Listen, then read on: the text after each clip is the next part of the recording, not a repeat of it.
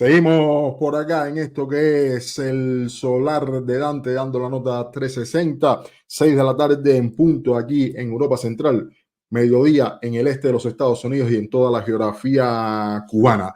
En la conversación que sostenemos nosotros los cubanos, hay un tema que ocupa espacio y que se mira desde diferentes maneras. El escepticismo está presente. Otros definitivamente lo desechan como una posibilidad real para la resolución de los problemas en nuestro país, mientras que otras personas apuntan a que es una herramienta válida para, en definitiva, lograr mejorar y más que mejorar, lograr resolver esta crisis que atraviesa Cuba, que no es solamente una crisis económica, sino que es una crisis que atraviesa toda la sociedad. En cuestión, estoy conversando o me refiero al diálogo, específicamente a un diálogo nacional como un mecanismo propicio para la resolución de este drama que vive Cuba desde hace ya varios años, yo diría incluso que varias décadas. En los próximos minutos dedicaré tiempo específicamente para hablar sobre este particular y para ello tengo a bien recibir directamente de la geografía norteña, desde la geografía de los Estados Unidos, a Ivette García González, una cubana que le ha dedicado tiempo precisamente a analizar todo lo que tiene que ver con la realidad cubana y que ha puesto atención sobre todo a este particular, a el diálogo nacional. Ivette García es doctora en ciencias históricas, profesora titular y escritora cubana, además de miembro de la Junta Directiva de Cuba Próxima. Así que tengo a bien y le agradezco muchísimo a Ivette que haya accedido a conversar conmigo porque sé que tiene otras cuestiones de primerísimo orden que debe atender. Ivette, muchísimas gracias por acceder a conversar con nosotros en esto que es el solar desde Dante. Gracias a usted, Dante. Buenos días por acá. Gracias. Me animé a ponerme en contacto con usted a raíz de un texto que publicara precisamente en Cuba Próxima y texto que se titula 3 puntos controversiales sobre una solución dialogada en Cuba. Texto que en definitiva discurre, digo yo, por 3 tópicos. Usted pone atención en 3 hechos específicos. ¿A qué diálogo estamos haciendo referencia? Si sería la única opción posible para la realidad cubana en este momento. Y otro tema que siempre está presente en la conversación cuando se habla de diálogo y cuando se habla del conflicto cubano. ¿Y Estados Unidos qué? Y quiero precisamente comenzar por la primera referencia. ¿Cuál diálogo? Porque plantea usted, haciendo referencia a ello, otra cosa sería un diálogo nacional como mecanismo político de transformación de conflicto para encarar un proceso de cambios complejos, transitar a la democracia. El gobierno lo tendría que aceptar, ayudar a preparar, concertar agenda con sus contrarios y definir sus representantes solamente. Que sea inclusivo, contemple la presencia de observadores y garantes internacionales, acuerdos vinculantes, seguimiento y verificación. Asumo de que esas serían las premisas para que el diálogo pudiera tener lugar. Ahora bien, la pregunta que le hago a usted es que a su juicio, a día de hoy en Cuba, estarían creadas las condiciones para que, dejando a un lado los temores propios que hay en torno al diálogo, el escepticismo, se pudiera llevar adelante un diálogo nacional como un instrumento, como una herramienta política para resolver los problemas que afrontamos hoy como sociedad? Bueno, yo he escrito algo sobre eso porque cuando hablo de un diálogo nacional estoy pensando en una solución o en una vía estratégica. Eso quiere decir que las condiciones no están en este momento predominan, si uno lo va a analizar en cada una de sus partes, predominan, es decir, tienen mucha fuerza las debilidades que incluso, según mi comprensión, yo vengo haciendo análisis sobre este tema desde el 2021 y en el 2024 esas debilidades se han profundizado, unas cuantas de esas debilidades, al igual que lo que pueden considerarse amenazas, etcétera. Es decir, yo no pienso en el diálogo nacional como una fórmula para este momento, porque en este momento las condiciones no están creadas. Yo lo que creo es que si vamos al contexto cubano y vemos cuáles son nuestras opciones reales, otra cosa es la propaganda, el vayan a la calle, que se vayan, todo eso es otra cosa. Pero si pensamos en soluciones reales, estamos hablando de vía un recurso de la violencia o el recurso por la vía pacífica. Una vía pacífica que a mi modo de ver es la que más se adecua a las condiciones de Cuba y a las posibilidades, es prepararnos, empezar por prepararnos nosotros mismos, porque yo creo que hay una, digamos, a veces incomprensión, a veces que hay mucha polarización y a veces incluso es desconocimiento. Entonces se habla de diálogo en abstracto y no se profundiza en cuál y cómo podría implementarse un mecanismo de esa naturaleza. Entonces, las condiciones para hoy no están. Lo primero que cualquiera dice, y está muy extendida esa opinión, lo primero que cualquiera dice es que o con la dictadura no se dialoga, o el gobierno no va a aceptar, o el gobierno dice que él sí dialoga. Y es cierto, porque es que hay una confusión en todo lo relacionado con el diálogo. Una cosa, el gobierno conversa, el gobierno no dialoga, el gobierno conversa. ¿Con quiénes? Con los que le son afines, ya lo ha hecho, y con los que son inconformes, pero están todavía silenciosos.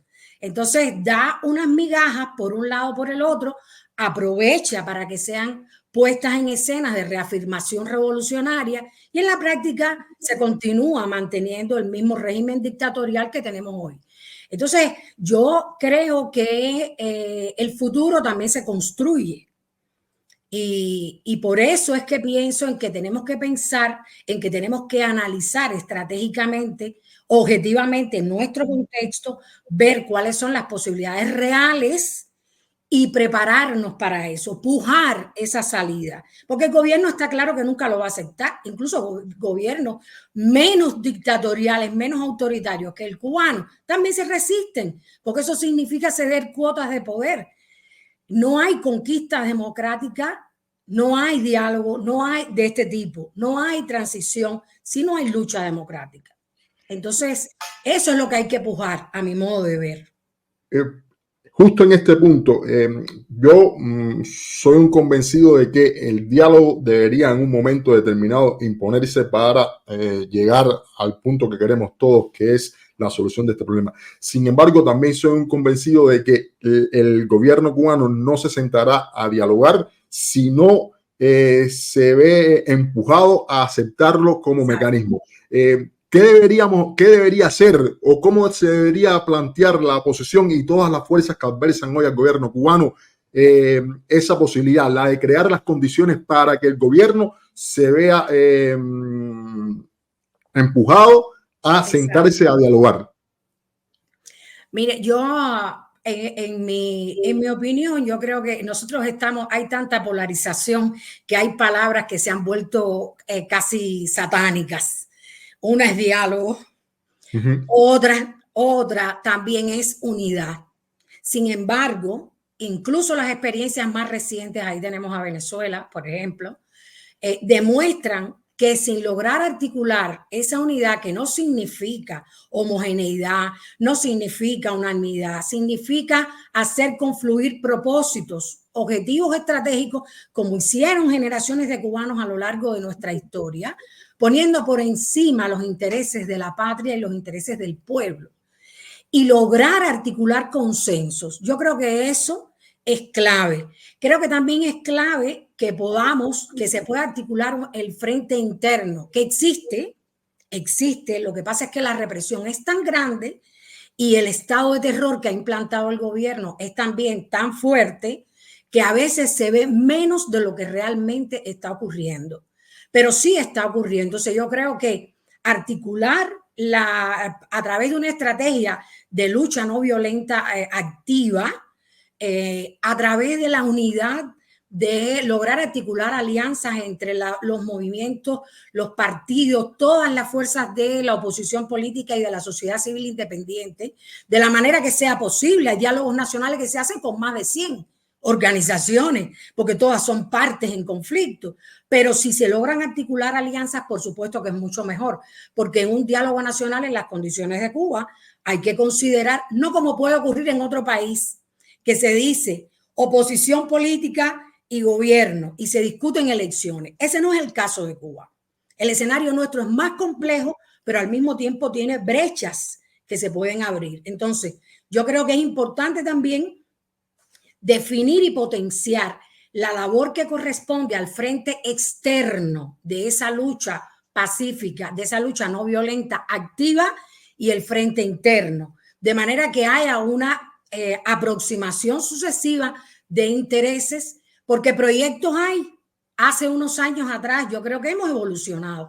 Hace unos años atrás se decía, es que la gente, es que no se sabe, no hay proyectos. No, sí hay proyectos. Sí hay proyectos, sí hay actores. Es decir, hay esos elementos. De lo que se trata es de que esos proyectos logren arraigar en la ciudadanía. Y ese es el kit del asunto para cualquier proyecto y cualquier programa. Siempre lo ha sido y lo sigue siendo hoy. O sea, yo creo que sí es posible, pero que solamente fortaleciendo ese frente interno a través de la lucha cívica, de la lucha democrática, que implica una labor cívica también, valga la redundancia, porque muchas personas en Cuba, entre el miedo y el no conocer sus derechos, todo, y la desesperanza que cunde en el país, todos esos son factores que no son factores movilizadores, es todo lo contrario. O sea, hay que hacer también labor cívica a través de las comunidades. Hay muchas cosas que se pueden hacer, incluso hay personas, expertos que han escrito libros sobre todas las formas de lucha no violenta que se pueden implementar también en el caso de Cuba. Y todo eso es lo único que puede crear un suficiente impulso político, músculo político, incluso compulsar a los escépticos, que también son muchos, porque hay mucho agotamiento. Esa es la realidad. Hay mucha frustración. Pero si eso se logra, hay mucha gente en este momento desmovilizada que se movilizaría, como pasó en el 2021. Como pasó en el 2021, pero ahora con una estrategia. Y yo creo que eso es lo que obligaría, lo que crearía las circunstancias que le harían al gobierno necesitar él mismo este mecanismo de concertación política para poder sobrevivir y aunque sea acceder a un proceso de justicia transicional en condiciones de democracia. Entonces, igual la solidaridad internacional, nosotros necesitamos mucha solidaridad internacional, pero para eso también tenemos que ganar fuerza interna y en el exterior. O sea, yo creo que sí es posible, pero que hay que crear esa circunstancia porque el gobierno espontáneamente nunca lo va a aceptar. Es más, va a hacer todo lo posible por obstaculizarlo. Tanto es así que ese es uno de los elementos que más manipulación ha tenido en los medios oficiales, en todos los intentos de los movimientos que han surgido del 2020 para acá, del 2018 para acá, de esfuerzos que se han hecho por dialogar con la institucionalidad desde una posición muy desventajosa, porque la asimetría que existe entre esas partes en conflicto es muy grande. Y estamos hablando de un poder totalitario o posttotalitario, pero que tiene el control de todo. Entonces es muy difícil que un movimiento aislado logre obligar al gobierno a dialogar. Tiene que ser la fuerza de todos esos actores que estamos en el amplio espectro de la disidencia y la sociedad civil independiente. Pero yo creo que es posible. Lo que pasa es que hay que pensar en términos también prospectivos, digamos, de mediano plazo. Yo no creo que esto es para el corto plazo, pero sí creo que si se movilizan, si nos comprendemos entre nosotros mismos y estudiamos esto a fondo, es posible preparar el terreno, por lo menos para el mediano plazo. Lo que pasa es que conspiran también, nosotros los cubanos somos muy sanguíneos, usted lo sabe, ¿verdad? Somos muy sanguíneos, somos eléctricos, queremos las cosas para mañana. Entonces a la gente le es más fácil, esta época de las redes es muy buena para muchas cosas, pero a veces la saturación crea escenarios que son ideales, como esto de que no vuelvan a casa, que se vayan y no tienes nada a mano que ofrecer. Entonces, lo que estás buscando es que el pueblo se desangre, porque el pueblo cubano no tiene hoy, estemos claros, ni tirapiedras. Entonces, yo creo que esa tremendísima dificultad de que no existe un tejido sociopolítico contestatario que sea hoy contrahegemónico, es decir, que pueda de verdad o esperar a que tenemos que tener fuerza para que el gobierno nos reconozca. No, el gobierno nos tendrá que reconocer. Yo creo que hay que planteárselo en esos términos, porque de lo contrario el gobierno jamás va a reconocer a los contrarios que tenemos en Cuba. A propósito del gobierno, es cierto que este gobierno, bien entendido lo del gobierno en cuanto a tiempo de duración, debería estar en el poder hasta el año 2028, según lo que establece la Constitución. Pero bueno, la Constitución cubana y Cuba es un capítulo aparte. Este gobierno en específico sería un interlocutor válido en ese proceso de diálogo nacional. Le hago esta pregunta teniendo como referente lo sucedido el 11 de julio del 2021 y aquella lamentable expresión de el actual presidente del país de que la calle son de los revolucionarios y la orden de combate está dada. Teniendo ese antecedente, el gobierno actual sería válido en un proceso un interlocutor válido en un proceso de diálogo. Mira, en este caso yo vuelvo al enfoque del realismo político. Sí. No, es decir, el gobierno puede parecernos lo más deslegitimado de este mundo. Yo incluso en el caso de Cuba, hablar de gobierno por tiempo, ya sabemos que es entre comillas, porque sí, por eso han sido y se pretenden eternos. Sí. Hasta lo pusieron en la Constitución. Entonces, es difícil. Pero en un proceso de diálogo de esta naturaleza, sí tiene que estar el gobierno. Si estamos hablando de partes en conflicto, ¿con quiénes es el conflicto que existe?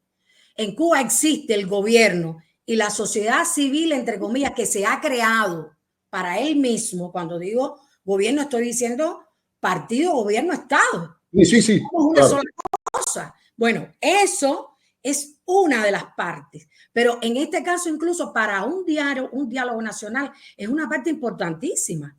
Porque la presión política, el pulso político que tiene que haber tanto dentro como fuera de Cuba, tiene que ser lo suficientemente fuerte para que el gobierno decrete a través de un decreto, es decir, establezca un decreto presidencial anunciando que se va a iniciar un proceso de este tipo, que está dispuesto a abrir un proceso de este tipo.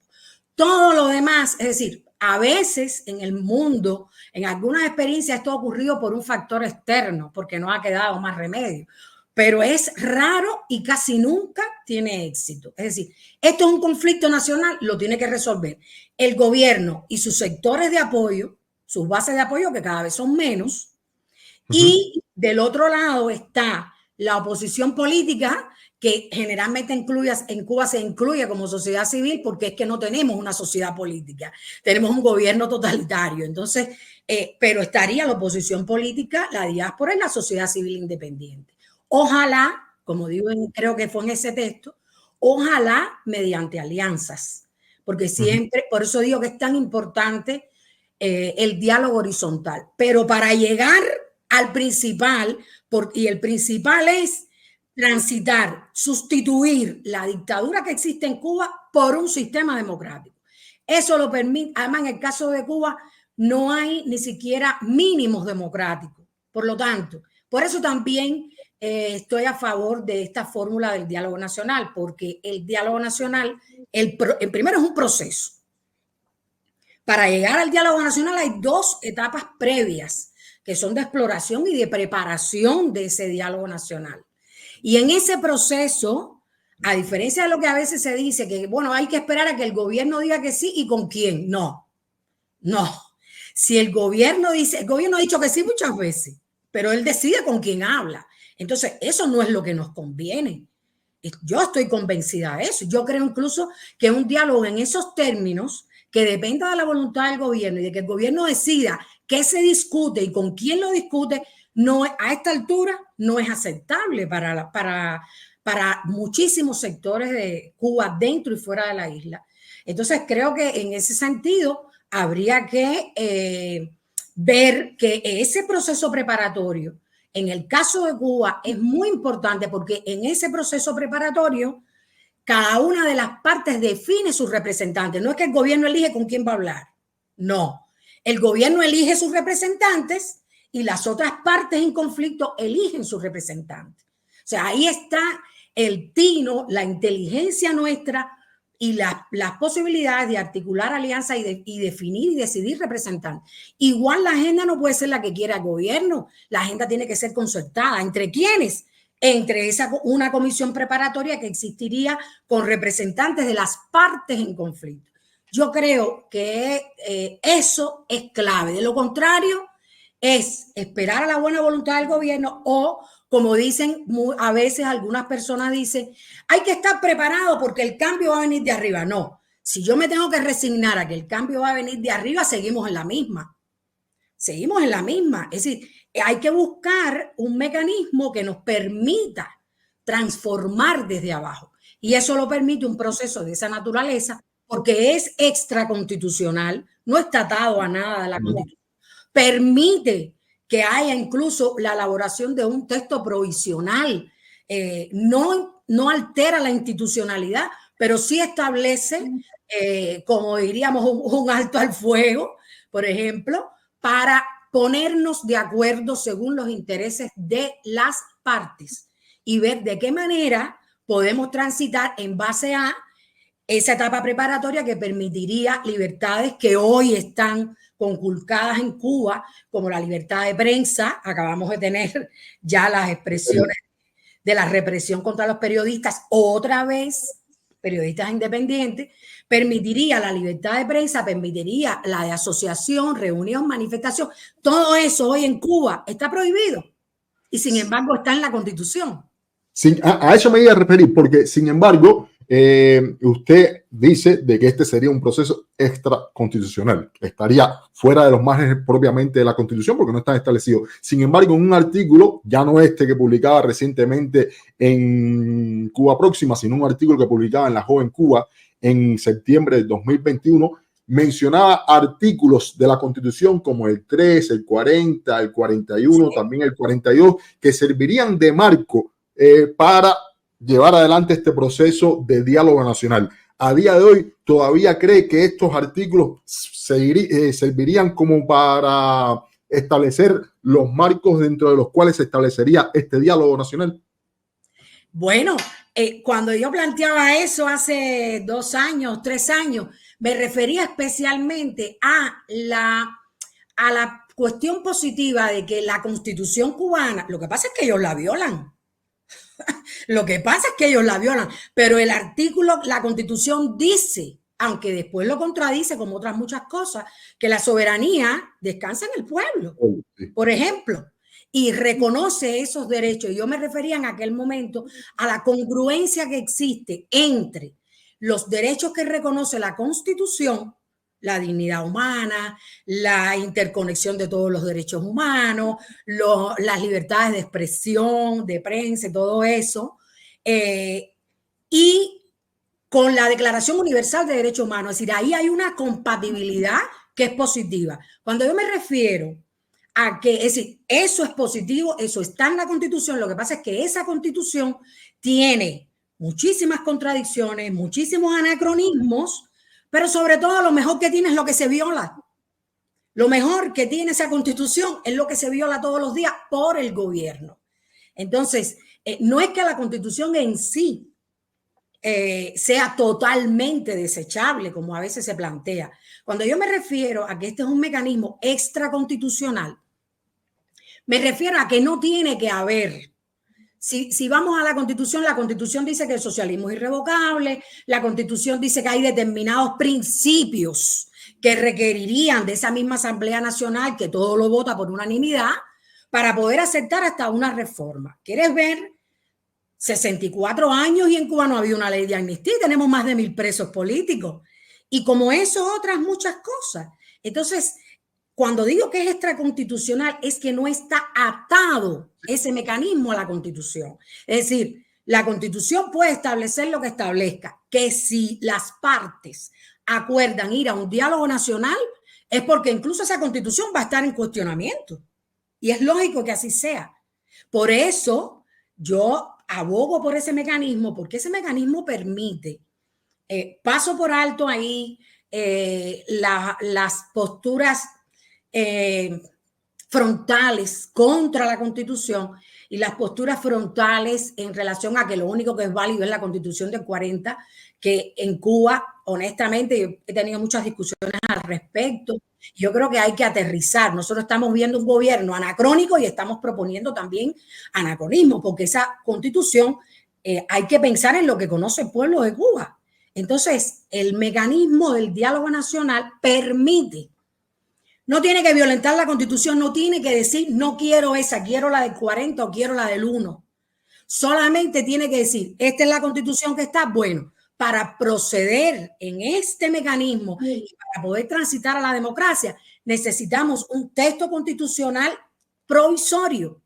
¿En base a cuál? Al que existe.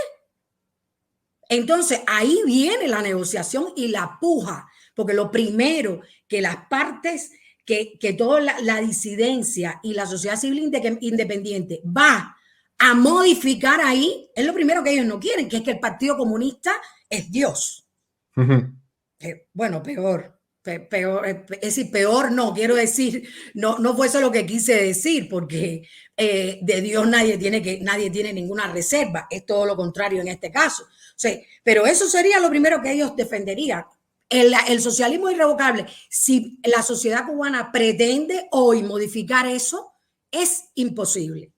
En el marco legal cubano, según la ley de funcionamiento de la Asamblea Nacional, de los mecanismos que establece la Constitución, eso es imposible. La única manera de hacerlo es a través, bueno, o por la violencia, tal vez, pero la única manera de hacerlo es a través de un proceso de transición que permita hacer valer lo bueno que tiene esa Constitución e incorporarle lo que decidan las partes que están en ese proceso de negociación. Y yo, por ejemplo, nada de la Constitución sería válido si no eliminamos esto de la irrevocabilidad, que es una de las cosas que ellos están considerados, y la otra lo del Partido Comunista, porque eso violenta la soberanía popular. Así de simple. O sea, en un proceso de esta naturaleza, es extraconstitucional porque no está atado a la Constitución. Sí. Pero no quiere decir que desconoce la Constitución, no desconoce la institucionalidad. Es decir, el gobierno no puede decir eso.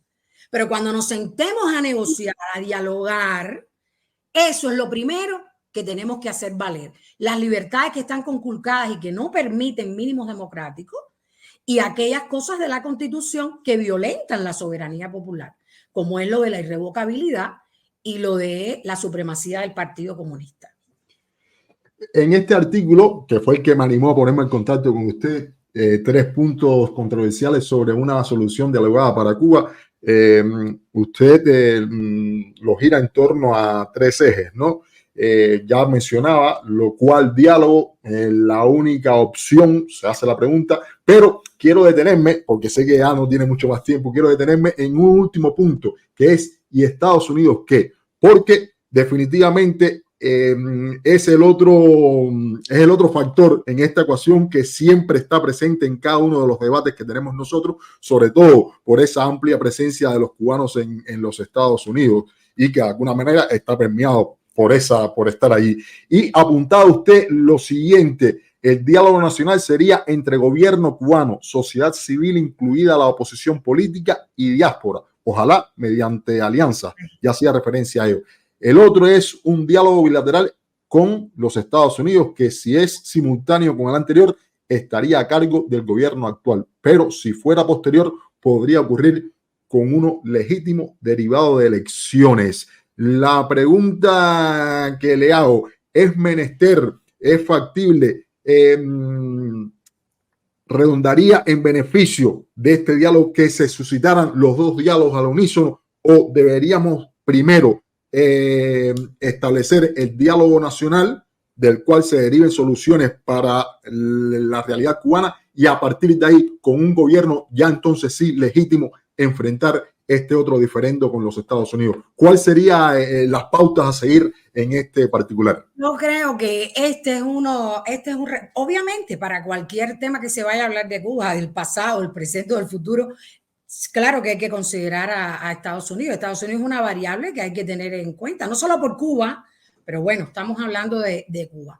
Ahora, yo creo que este es uno de los asuntos que más se presta a la manipulación, a hacerle el juego al gobierno. De hecho, son los sectores del poder y muchos de sus apoyantes, entre ellos intelectuales que tienen un peso en la opinión pública, que han hecho depender toda la situación de Cuba del factor externo, del enemigo, que además nos los han sembrado desde que nacemos.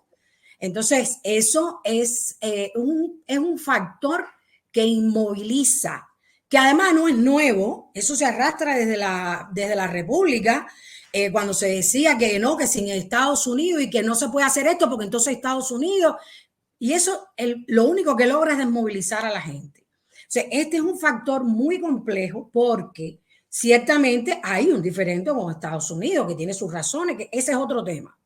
Yo creo que hay que separar las cosas y hay que pensar en términos de prioridades, porque este es un tema que puede malograr lo mismo la solución del problema o del diferendo con Estados Unidos que la crisis nacional que vive Cuba. Y yo creo que hay que enfocarse en la prioridad. La prioridad es la crisis nacional. Y esa crisis nacional tiene actores nacionales que están en la isla y fuera de la isla porque andamos vagando ya por el mundo. Entonces, a mí me parece que si esa es la prioridad, hay que enfocarse ahí, porque un mecanismo como un diálogo nacional, por ejemplo, se puede servir incluso para capacitar a las partes del conflicto que tienen menos experiencia o que están más desprovistas de recursos de negociación. Puede facilitar capacitación, puede facilitar apoyo financiero, hay que identificar una sede imparcial, es decir, se necesita del apoyo internacional, pero se necesita como garantes, como observadores. Hay países que tienen mucha experiencia en esto y que son países que tienen también muchos años de relaciones bilaterales con Cuba y que pueden ayudar a este proceso y que además me consta que eso se ha tanteado y que sí hay buena disposición. El problema con Estados Unidos es que hay un conflicto muy serio con Estados Unidos. Es como decir que Venezuela, la Venezuela actual puede ser una sede para un diálogo nacional sobre Cuba. Por favor, todo el mundo sabe que ahí hay una parcialización, además de que los gobiernos tienen intereses que no necesariamente responden a las demandas ciudadanas. Entonces, yo creo que son dos cosas diferentes y que pretender, como han dicho a unos cuantos intelectuales en Cuba y el propio gobierno, que mientras los recursos en la oratoria son, mientras no se resuelva, Estados Unidos no cambie su política, no, hay que tener mucho cuidado, es lo mismo que no hacer, hay que tener mucho cuidado porque entonces Estados Unidos aprovecha, todos esos son para mí ingenuos o no, pero la ingenuidad en política se paga muy caro. Todos esos son elementos, pretextos, obstáculos para que podamos resolver la crisis, el conflicto nacional, que es la prioridad. Yo creo que ese conflicto nacional es el primer paso y no, es decir, no solo no he abogado, he también debatido mucho sobre cuando aparecen ideas como hacer esos diálogos simultáneos. Bueno, yo no sé, usted seguramente recordará que hubo un momento en que un diálogo nacional en Venezuela fue condicionado al levantamiento de sanciones de Estados Unidos y aquello enredó el proceso de mala manera. O sea, yo creo que hay experiencia suficiente como para que actuemos con inteligencia, cuesta decirlo, pero con la inteligencia que tuvo Fidel Castro cuando decidió hacerle la guerra después que estuviera en el poder, pero mantenerlos apartados para poder llegar al poder. Bueno, pues en estas cosas yo creo que hay que, no para hacerle la guerra a nadie, sino para resolver el diferendo de verdad, para resolverlo. Y para resolverlo, hoy por hoy, creo que lo mismo poner por delante el diálogo bilateral con Estados Unidos que hacerlo al mismo tiempo, para mí es un error, sería un error político. Porque ponerlo por delante es lo mismo que decir como la solución. Nosotros no podemos decidir como cubanos que Estados Unidos cambie su política, pues entonces nunca cambiaremos. Entonces nos quedamos en cero, se sigue manteniendo el régimen totalitario. Y si lo hacemos, si se intenta hacer al mismo tiempo, entonces, primero, estos son procesos muy complejos, que encararlos al mismo tiempo es complicado y que en caso de que se hiciera al mismo tiempo, solamente tenemos un actor clave, una de las partes en conflicto que va a estar en las dos, por lo tanto se va a beneficiar, va a estar en el bilateral con Estados Unidos y va a estar en el diálogo nacional con los cubanos. Entonces yo creo que eso no nos debe ocurrir porque lo que vamos a hacer es propiciar el llamado cambio fraude con todas las aristas que se le pueden poner, desde una réplica de la versión China-Vietnam, que por suerte son tan obtusos que ni siquiera se han atrevido a aplicarla, hasta un golpe desde arriba, porque los intereses de los gobiernos no son necesariamente los intereses de los pueblos. Y este es un problema con el pueblo, en primer lugar. O sea, yo creo que lo ideal sería... hay un factor que también yo creo que a esta altura todos los cubanos debemos de alguna manera manejar, por lo menos los que estamos en todas estas polémicas. El gobierno de Cuba, ¿usted tiene alguna confianza en que el gobierno actual de Cuba va a negociar, no con Estados Unidos? Hay otros ejemplos más cercanos, con Venezuela, con China, con Rusia. Va a negociar respetando la soberanía popular, si no la respeta y la tiene en su constitución. ¿Cuántas vergüenzas hoy no tenemos en materia de política exterior por la actuación del gobierno? Desde justificar la guerra, la invasión de Rusia, hasta hacer el que no ve lo que pasa en Venezuela o manipular lo que pasa en Venezuela, lo que pasa en Nicaragua. Entonces, este es un gobierno que no tiene la confianza de la ciudadanía como para encarar diálogos bilaterales con ningún país. Yo creo que la fórmula debería ser, porque es la prioridad y porque es lo más saludable para nosotros, para de verdad transitar a la democracia, que se solucione el conflicto nacional y que una vez que esté un gobierno legítimamente elegido por el pueblo, que sea ese gobierno el que encare el diferendo bilateral con Estados Unidos. En este momento creo que cualquier cosa que haga el gobierno cubano que sea representando a Cuba, siempre vamos a estar en riesgo, porque ahí no hay la defensa de una ideología ni de un proyecto político, hay una defensa a ultranza del poder.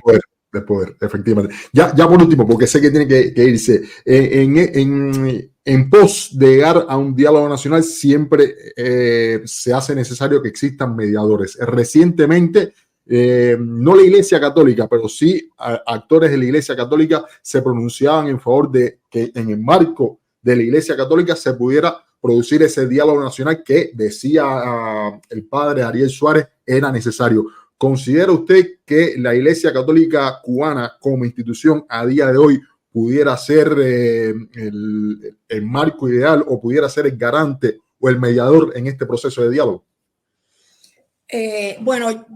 Yo diría que garante no. No creo que la condición de garante sea la que le corresponda a la Iglesia Católica. Pero sí creo que es una de las instituciones. Primero, la Iglesia Católica también es diversa, ¿eh? Sí. También ha tenido muchos cambios en las últimas décadas. La Iglesia Católica en Cuba tiene una experiencia de mediación en favor de un tema específico, que ha sido el tema de los presos políticos y los temas que competen a sus propios intereses como institución. obviamente. Pero a mi modo de ver, un proceso de diálogo nacional puede involucrar a diversos actores, no solo la Iglesia. Yo creo que la Iglesia es una institución más tolerada, no voy a decir reconocida porque el gobierno cubano no reconoce, reconocer es otra cosa. Hay más tolerancia, ha tenido que aceptar muchas cosas la Iglesia Católica porque la Iglesia Católica es una institución detrás de la cual incluso hay un Estado que está más allá de Cuba. Entonces, hay cosas que ha tenido que manejar. Y yo creo que sí, que podría ser una institución que ayudara a sensibilizar, tanto dentro como fuera de Cuba, a las instituciones que podrían favorecer esto. Por eso, yo misma estuve de acuerdo, creo que usted también, cuando la Iglesia hizo esa declaración. Claro que una declaración de decir estamos dispuestos en cualquier circunstancia, vale, pero no quiere decir que estamos en un proceso de diálogo. Yo creo que se armó más revuelo del alcance que podía tener esa declaración. Tan es así que, bueno, no tenemos más ninguna evidencia de nada, pero a mí me parece que es favorable y que en el caso de Cuba, lamentablemente hay grupos, es decir, el espectro religioso cubano, ¿sabes?, es muy heterodoxo. Sí, nuestra identidad es así, es muy heterodoxa. Hay otros muchos actores de la sociedad civil que son favorables al diálogo y que también podrían tener un papel. Yo creo que podrían ayudar en esta labor de facilitar, de sensibilizar, que podrían también ser observadores, por supuesto, y esto obviamente ayudaría. Pero no creo o no lo veo yo así, por lo menos en este minuto, como un actor, digamos, clave en términos de garante. Yeah. Incluso lo que se ha logrado con los presos es loable, pero todos sabemos que al final, en mayor medida, ha sido de acuerdo a las pautas que ha puesto el gobierno. Es decir, los liberan, pero se tienen que ir, y eso es lo que nos hace tener no sé cuántos desterrados en no sé cuántos países, hasta donde caen bombas hay cubanos desterrados. Entonces yo creo que es más serio, que hay que pensar mucho no en la pluralidad, porque la pluralidad que el gobierno siempre dice, reconocemos la pluralidad. No, eso no hay que reconocerlo, esa es la sociedad. La sociedad es plural. Lo que yo necesito que usted reconozca es el pluralismo político. Y que eso sea un principio realmente para gobernar. Si usted no respeta eso para gobernar, estamos hablando de dictadura. Estamos hablando de totalitarismo, que es lo que nos ocurre en Cuba. O sea, hay muchísimos actores que yo creo que pueden ayudar a esto, no solo dentro de Cuba, sino también fuera de Cuba. Y lo que pasa es que tenemos que plantearnos la estrategia, porque yo creo que hacer oposición obliga a tener una actuación con un altísimo grado de responsabilidad. Por ejemplo, respecto a Estados Unidos, el gobierno cubano actual es tan opresor como tal vez lo fue el de España, lo que pasa es que no era nuestro. Pero el de España también, como el actual, prefería negociar con Estados Unidos que con los mambises. Lo prefería. ¿Por qué? Porque ahí es donde está el desprecio por el pueblo, por la gente que de verdad está luchando y que tiene demandas a conquistar. Entonces, a mí me parece que ahí hay que identificar de esa pluralidad que tenemos, cuántos actores pueden estar involucrados y buscar articular alianzas. Si no logramos articular alianzas, nadie solo. Estos son los sistemas, los regímenes más difíciles de derribar. Más difíciles. Entonces, la época de las revoluciones armadas ya pasó. Sí, el siglo XX, mitad del siglo XX, parte del XX y el XXI se ha instalado, es decir, hay retrocesos democráticos, pero la violencia ya no es el recurso. Además de que eso es inviable en el caso de Cuba. Entonces, hay que articular fórmulas que nos permitan lograr el objetivo con el menor costo social posible, pero identificando todos aquellos actores que pueden contribuir a eso. Y yo creo que son muchos.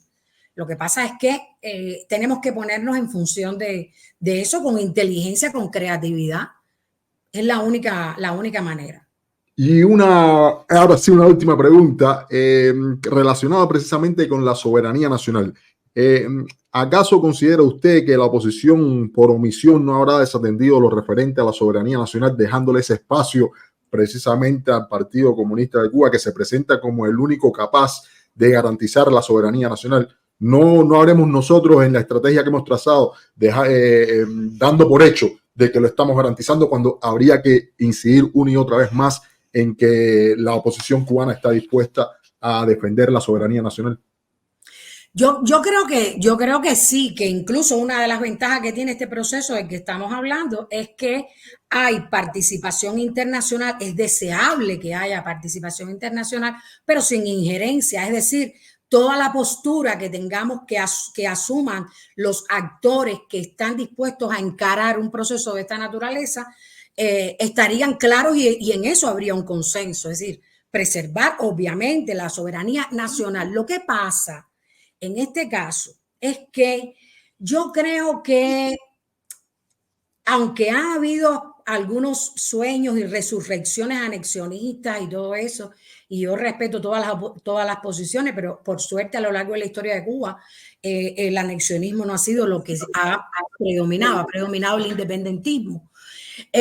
Pero yo creo que en este caso no es tanto que la oposición y la sociedad civil no invoque la soberanía nacional, sino que ese ha sido un elemento clave en la manipulación que ha tenido el totalitarismo en Cuba. Es decir, nosotros nacimos y crecimos creyendo, escuchando hablar de soberanía nacional en relación con lo extranjero, pero de soberanía popular no se habla.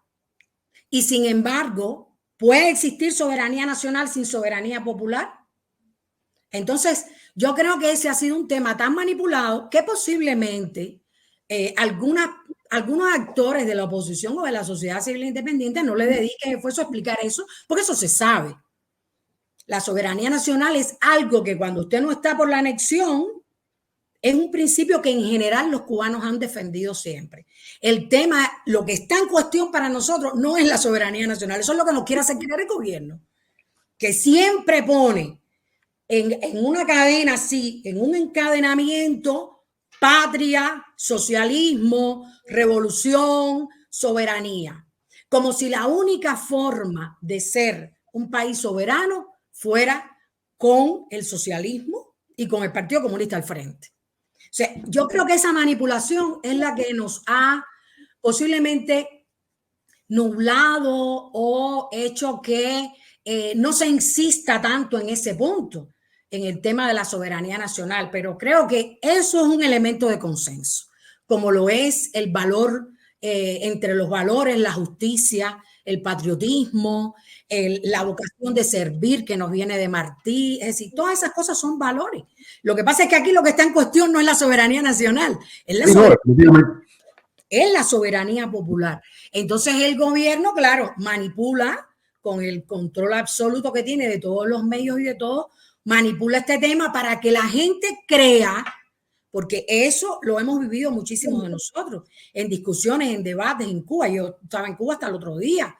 Y siempre la cuestión es, bueno, pero hay que defender la soberanía, tenemos que ser un solo frente. El gobierno de Cuba siempre tuvo dos factores de articulación del consenso político en su apoyo.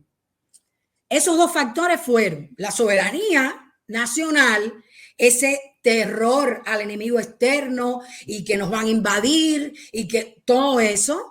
Es decir, la soberanía nacional, la revolución es la única manera de mantener la soberanía nacional y la revolución no existe hace años. Esa es la realidad. Y el otro, las políticas de justicia social. Sí. Eso ya no existe. Cuando existió, era porque estábamos subvencionados, no fue por la creación de riqueza. Este gobierno o este sistema es como si tuviera dos conflictos muy serios, uno con la riqueza y otro con la democracia. Entonces, lo que ha ocurrido a lo largo de estos años es que nos han manipulado con esos temas. Sin embargo, yo en algún momento decía, bueno, justicia social ya no hay. ¿Qué es lo que están defendiendo? ¿Qué estamos defendiendo? Porque en otra época se invocaba la salud, la educación, el deporte, la cultura. Pero hoy no existe.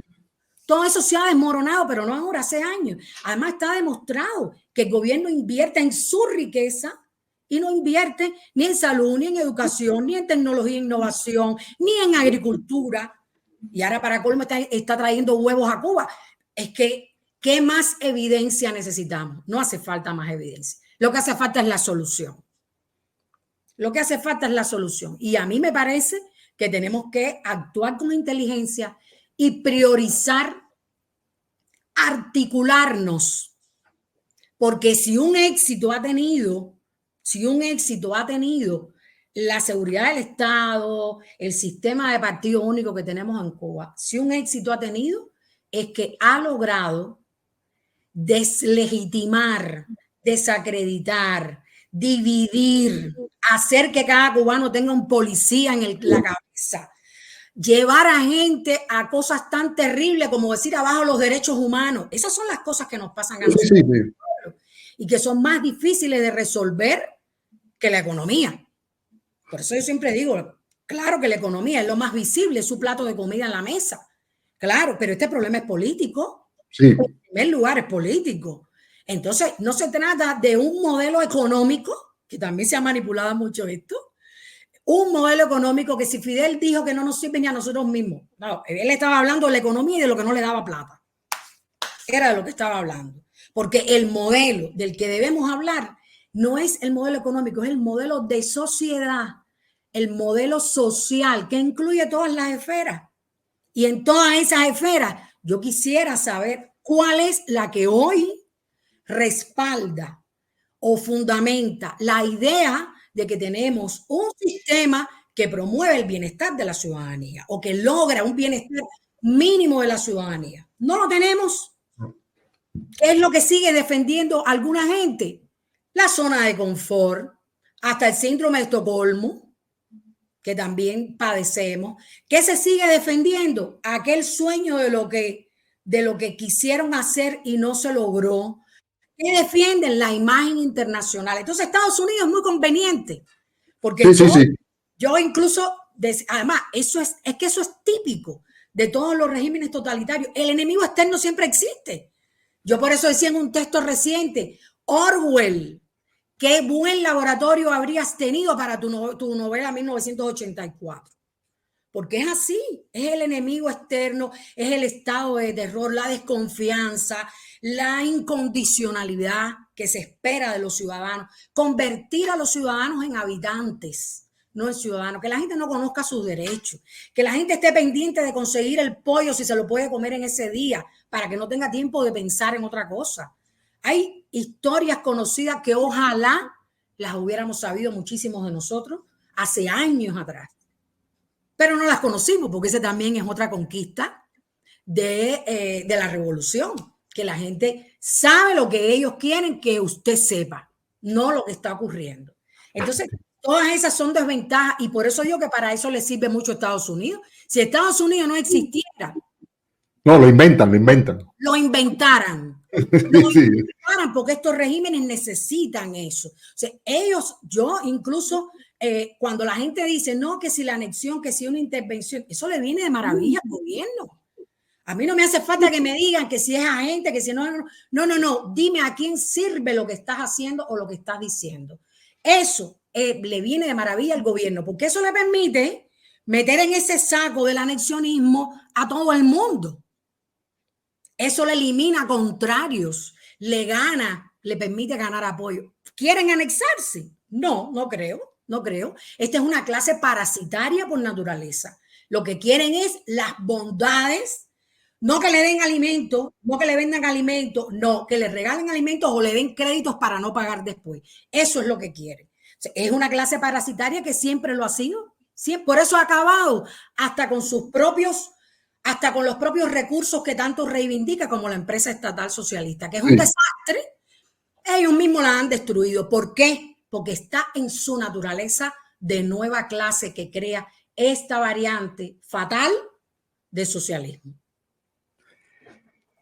Ivette, yo le agradezco muchísimo que haya accedido a conversar con nosotros aquí en este espacio. Sé que tiene otras cuestiones importantísimas que solventar y por lo tanto no le robo muchísimo más tiempo. Solo quería poner en perspectiva a la gente, a las personas que están por acá, de qué estábamos hablando. Ahí tienen ustedes el texto en Cuba Próxima, un texto que se publicara el 6 de octubre, 3 puntos controversiales sobre una solución dialogada para Cuba, autoría de nuestra invitada de hoy, Ivette García González, a quien, insisto, le agradezco muchísimo que haya accedido a conversar con nosotros y que nos haya arrojado luz sobre este tema sobre el que tanto se debate y sobre el que hay tanto escepticismo y prejuicios, como que no, como es el diálogo nacional como una herramienta política para solucionar el conflicto y el drama que viven los cubanos. Muchísimas gracias, Ivette. Gracias a usted, Dante. Felicitaciones por el programa también. No, muchísimas gracias. Por el programa que tiene siempre, no por el programa conmigo. No, pero estas felicitaciones sí son compartidas porque realmente ha sido una conversación exquisita y que ha arrojado, insisto, luz sobre este tema en particular. Muchísimas gracias, ha sido usted muy amable. A usted, hasta luego. Hasta luego. Señores, amigos míos, continuamos por acá en esto que es el solar de Dante, de Dando la Nota 360. Recuerden que estamos por acá los lunes, miércoles y viernes al filo de las 11:30 del este de los Estados Unidos, de toda la geografía cubana. Hemos conversado durante los últimos minutos con Ivette García González, doctora en ciencias históricas, profesora titular, escritora cubana y miembro de la Junta Directiva de Cuba Próxima, precisamente sobre un texto publicado en Cuba Próxima relacionada con el diálogo y como mecanismo para una solución del problema que vive hoy Cuba. Estuvimos conversando con Ivette. Muchísimas gracias otra vez, Ivette. Muchísimas gracias a las personas que están por acá. Hago un pequeño alto en el camino y al regreso podemos conversar sobre este u otros temas, aquellos que a ustedes les parezca menester abordar en este encuentro de lunes. Seguimos aquí en el solar de Dante, de Dando la Nota 360. Muy buenos días, muy buenas tardes, muy buenas noches, según donde usted se encuentre, y muchísimas gracias por estar aquí.